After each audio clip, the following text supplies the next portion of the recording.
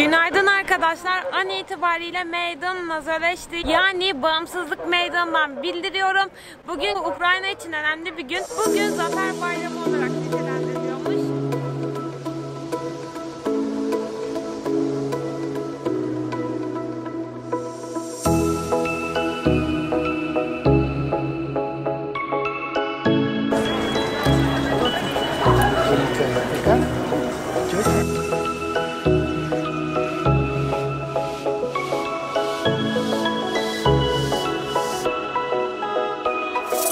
Bugün günlerden 9 Mayıs ve bu Ukrayna için önemli bir gün. Bugün Zafer Bayramı olarak nitelendiriliyormuş. Yani 2. Dünya Savaşı'nda Sovyetler Birliği'nin Nazilere karşı kazandığı zaferden bahsediyorlar. Aynı zamanda bugün benim Kiev'deki son günüm. Bugün tüm gün dolaşmayı düşünüyorum. Akşam ise buradan yataklı trenle Lviv'e geçeceğim. Bu benim için değişik bir deneyim olacak. Çünkü ilk kez yataklı trene bineceğim. Ve tabii ki ilk kez de Lviv'i göreceğim. Bu arada umarım yeni aksesuarımı da beğenmişsinizdir. Çünkü bugün tüm gün böyle gezmeyi düşünüyorum.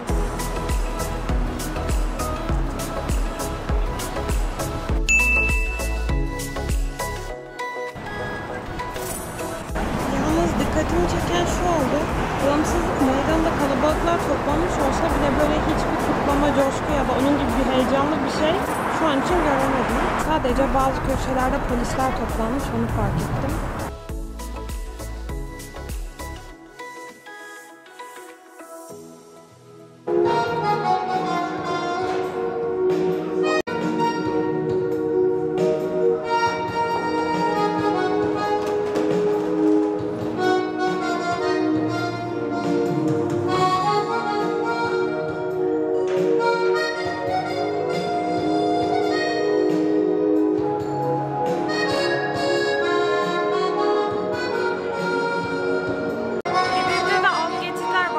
Acaba gerçekten şu an şunu fark ettim. Kiev'in alt geçitlerini çok arayacağım herhalde. Kiev'deki son günümde en sevdiğim yerleri son kez tekrar görmek istedim. Tabii ki şu anda Dostluk Kemeri'ne gidiyorum. Herhangi bir kutlama falan yok ama bugün burası bayağı hareketli.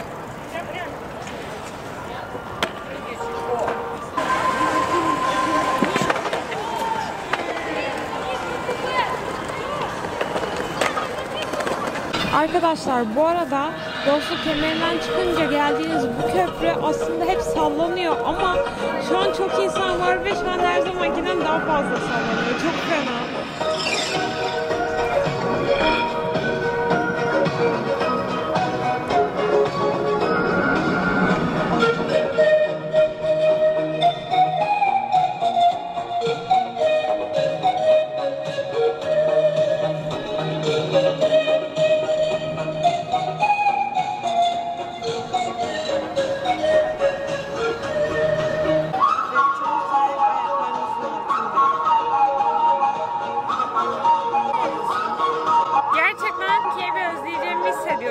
Yani şu an Lviv'e geçecek olmanın mutluluğu var ama Kiev'i özleyeceğimden kesinlikle eminim. Eğer Ukrayna'ya gelirseniz mutlaka bu şehri görün. Hava güzel olunca buradaki parkta kalabalıklaşmış. Herkes çocuklarını falan getirmiş. Bisiklete biniyorlar, skutura biniyorlar. Gerçekten buranın ortamı çok tatlı. Bu arada arkadaşlar şu an köprüden inince çıkacağımız parkta bir heykel var. Haç tutan birinin heykeli. Ben bunu daha önce okumuştum ama aynı heykel olup olmadığına emin olmadım. Şimdi size göstermek istiyorum. Sanırım bu kişi Ruslara Hristiyanlığı getiren kişiymiş. Devasa bir heykel. Ve bakın zaten aslında elinde haç tutarak tasvir edilmesinden de belli.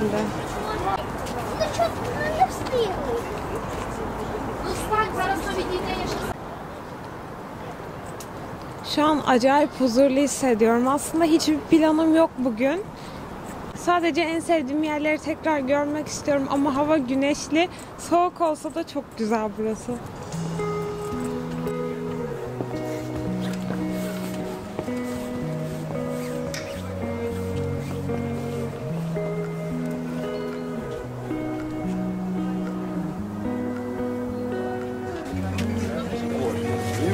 hafta sonları sanatçılar buraya gelip kendi yaptıkları tabloları veya el yapımı şeyleri burada sergileyip satıyorlarmış.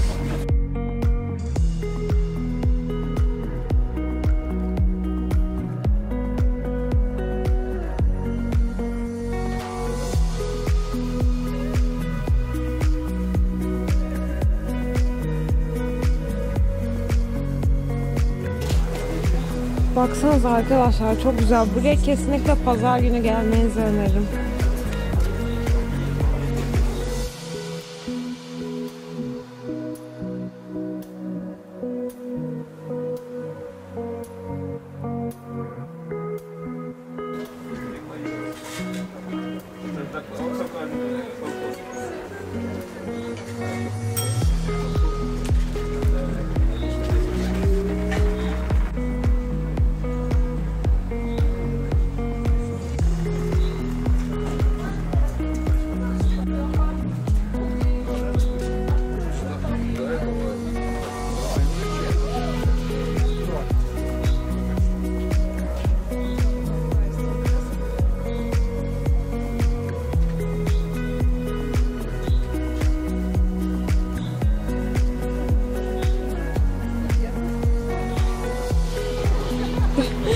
Benim şansıma da bana her yerde okulumu andıracak bir şey çıkıyor karşıma.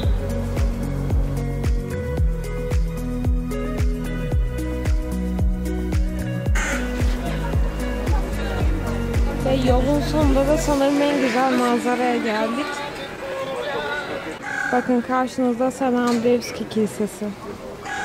Andrewski Kilisesi'ne bu sefer de parktan yürüyerek geldim. Kilisenin diğer ucu yokuş, bu taraftan da merdiven.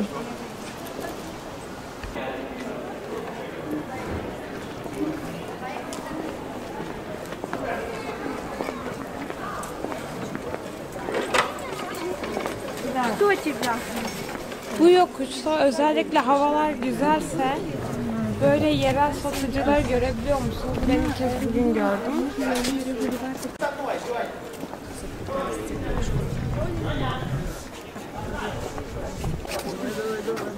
Genelde buralarda el yapımı şeyler veya yöresel eşyalar satılıyor.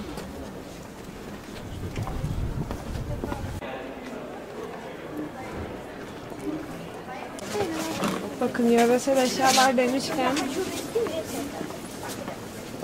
tabii ki bir sürü matroşkadan bahsetmemekte olmazdı.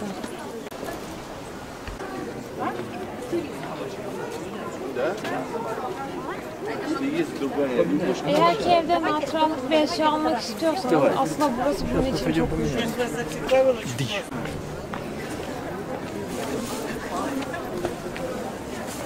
Bu yokuş bana Paris'teki Montmartre'ı çok hatırlattı. Zaten okuduğum kadarıyla birçok kişiye de oraya andırmış. Burası gerçekten Paris'teki Ressamlar Tepesi'ne çok benziyor.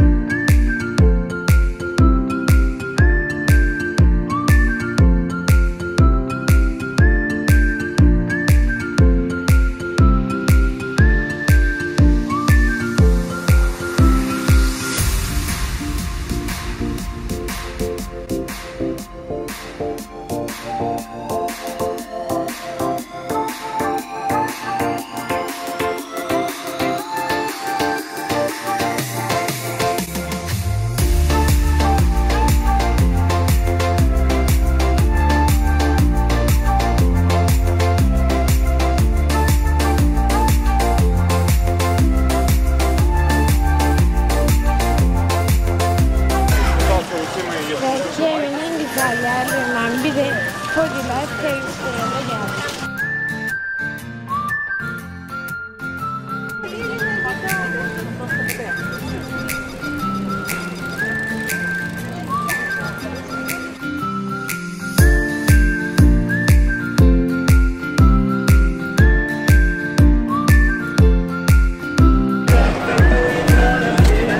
Arkadaşlar şurada çok değişik bir şey gördüm. Aynı şeyi mi görüyoruz bilmiyorum ama Saatler dönüyor.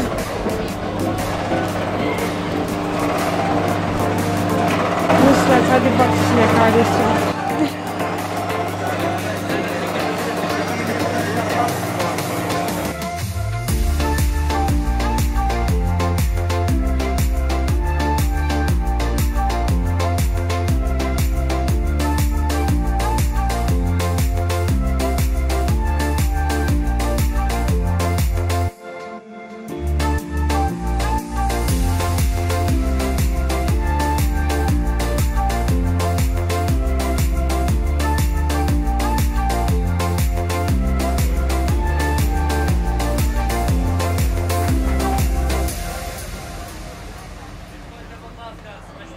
Arkadaşlar güneş çıkınca buralar muhteşem oluyor. Şu an Polin o kadar hareketli, o kadar kalabalık ve eğlenceli ki sanki her yer panayır yeri gibi. O zaman Ukrayna'nın Zafer Bayramı da kutlu olsun.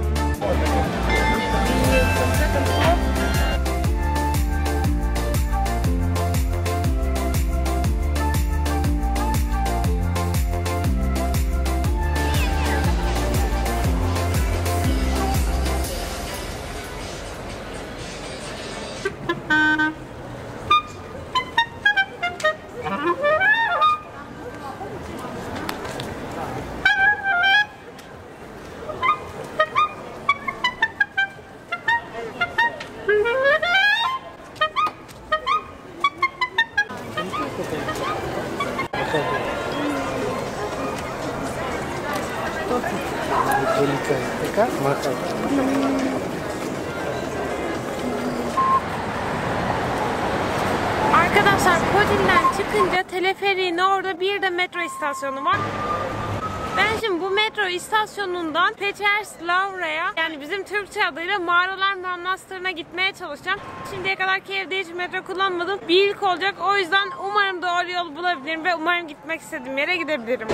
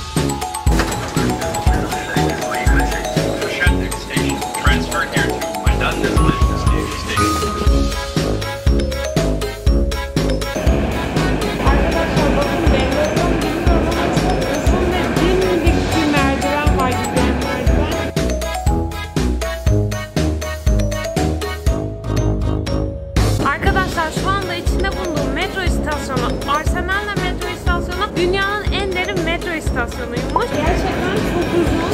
Yukarı bakmak başım döndürüyor. Bilmiyorum ne kadar belli oluyor ama. Derinliği tam 105,5 metre ve şu anda üstünde bulunduğum yürüyen merdiven o kadar hızlı çıkıyor ki çok değişik hissediyorum. Hiç Türkiye'dekilerle alakası yok. Şu an bayağı jet hızıyla yukarı çıkıyoruz. Çok değişik bir duygu aslında. Şimdi buradan çıkıyoruz. Bir tane daha yürüyen merdiven var. Gerçekten çık çık bitmiyor.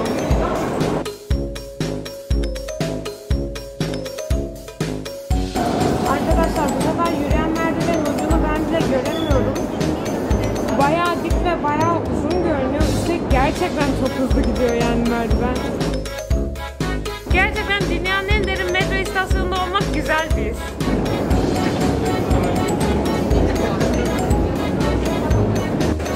Ve arkadaşlar sonunda zemin kata ulaşabildik.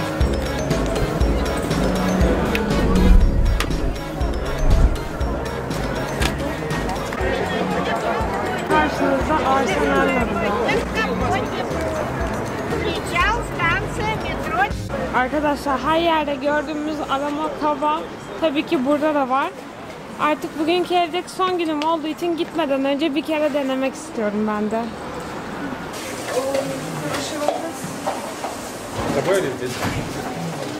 Arkadaşlar arama katının için şöyle bir şey. Şurada Gördüğünüz gibi kahve çekirdekleri var. Soft, strong ve arabica olarak geçiyor.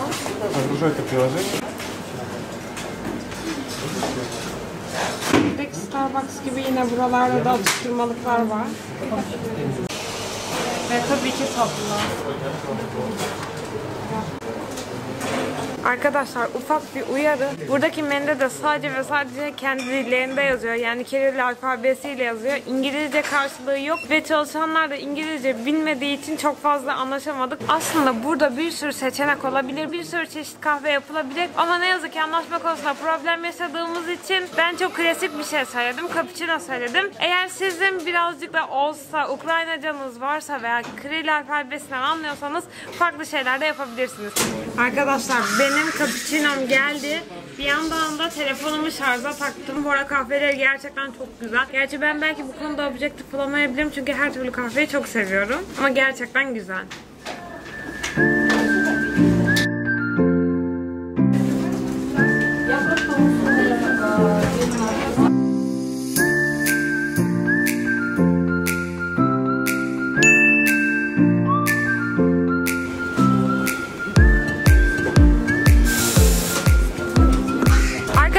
Ufak bir kahve molasından sonra şimdi Pecherslavrya'ya yani Mağaralar Manastırı'na gidiyoruz.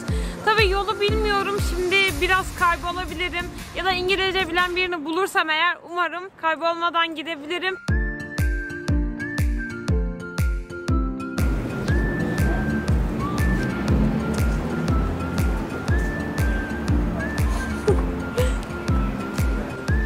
Bu arada o futbol topu gibi oynadıkları şey ekmek.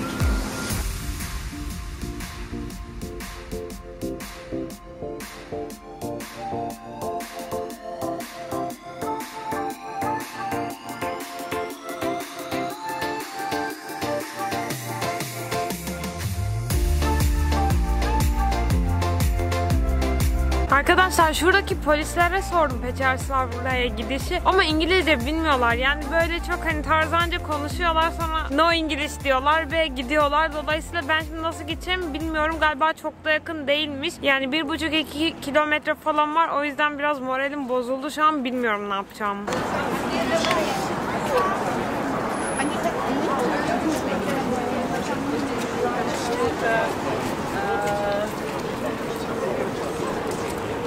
Arkadaşlar ben normalde Türkiye'de de çok harita kullanmadığım için burada da alışkanlıktan kullanmıyorum ama şimdi internetim olduğu için kendim haritadan baktım. O yüzden tahminimce şu an doğru yoldayız ve Pecherslavrya'ya gidiyoruz. Arkadaşlar burası Park Slava. Pecherslavrya'ya giderken içinden geçtiğiniz bir park.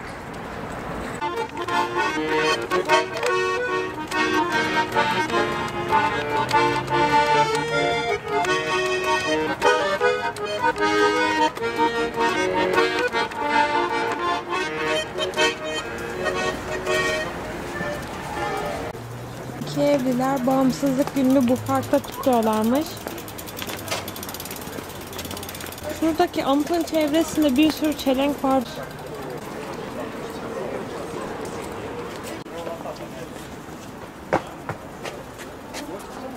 Şu anda bir anma törenine denk geldim. Çok kalabalık, her yerde polisler var. Bir sürü insan şu an bir yerlere çiçek bırakıyor. Her yerde çelenk var. Ve gerçekten etrafta o Zafer Bayramı coşkusunu hissediyorum.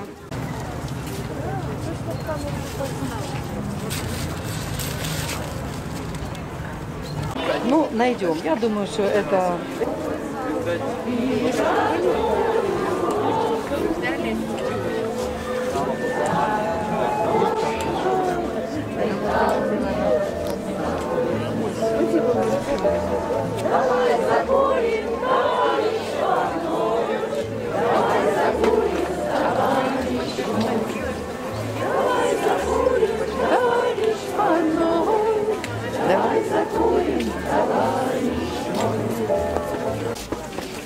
Arkadaşlar hiç bu kadar çiçeği üst üste görmüş müydünüz? Baksanıza herkes gelip buraya çiçek bırakmış ve şu an yığınla çiçek var her tarafta.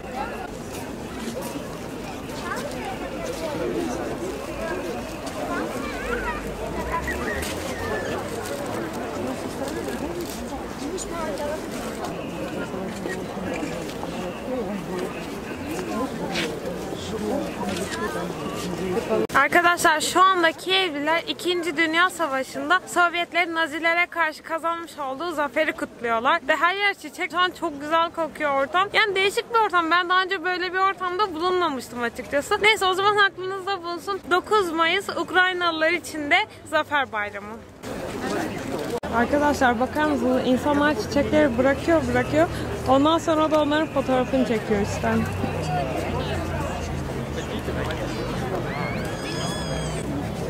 Господи.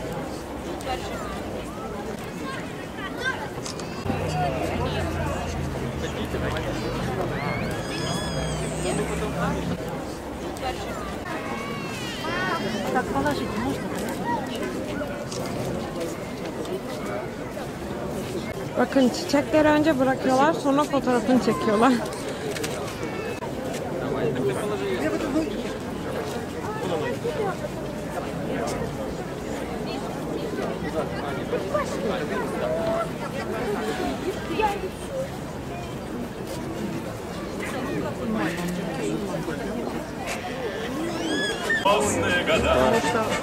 За все свои личности,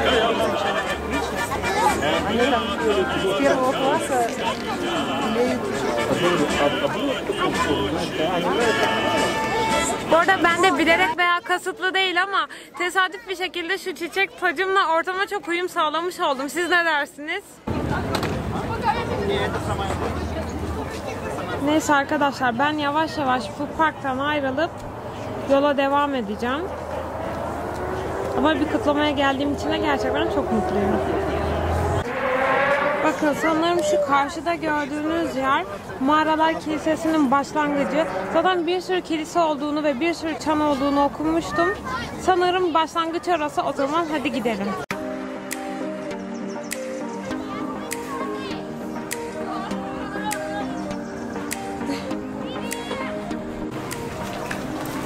Ve parkın ortasından geçiyoruz sanırım oraya gitmek için.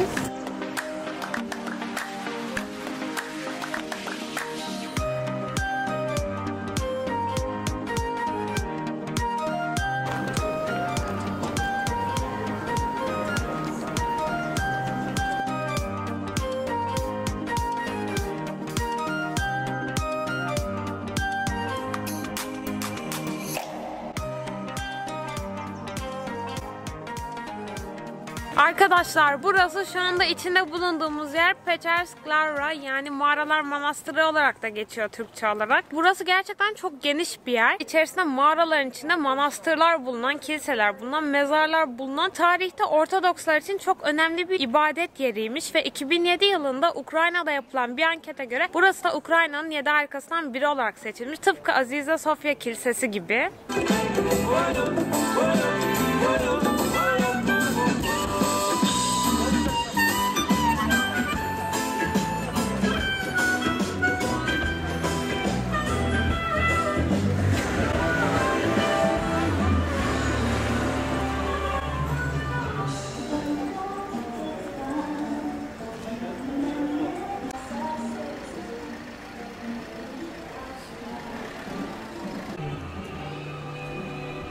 Gerçekten tarihe ve dini yapılara ilgisi olanların bayılacağı bir yer. Burayı tam anlamıyla gezebilmek için en az 1-2 saat ayırmanız gerekir. O derece geniş. İçerisinde tam 18 adet kilise bulunuyormuş ve eski dönemlerdeki kesişler, mezarları, ibadet yerleri ve bir sürü çan kulesi bulunuyor. Burası aynı zamanda tüm Avrupa'daki Ortodokslar için de çok önemli bir dini yapı olarak görülüyormuş ve şimdiye kadar dünyanın dört bir tarafından yaklaşık 45 milyon insan burayı ziyarete gelmiş ve tabii ki şu anda burası da UNESCO Dünya Mirası listesinde. Arkadaşlar size ne yazık ki burayı tam olarak gezdirebilmek için yeterli zamanım bulunmuyor. Kendimi de tam olarak gezebilmek için yeterli zamanım bulunmuyor. Çünkü benim bugün birkaç saat sonra Lviv'e trenim var ve benim şimdi merkeze geri dönüp eşyalarımı toplamam, üstümü değiştirmem ve en azından bir yemek yemem gerekiyor. Ondan sonra 8 saat yollardayım. O zaman arkadaşlar bugünlük de benden bu kadar. Eğer videomu beğendiyseniz lütfen beğenerek ve yorum yaparak destek olmayı unutmayın. Eğer devamını görmek istiyorsanız da kanalıma abone olabilirsiniz. Bir sonraki videoda görüşmek üzere.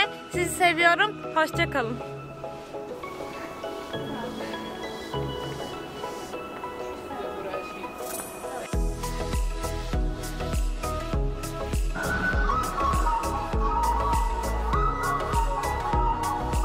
kesinlikle görün. Burası gördüğüm en güzel şehirlerden biri. Arkadaşlar şimdi Dnipro istasyonuna indik. Metroya tekrar bindim çünkü yanlış istasyonda inmişiz.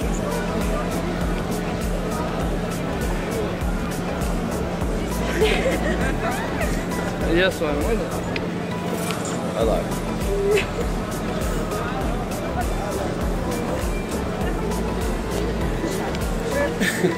Yeah.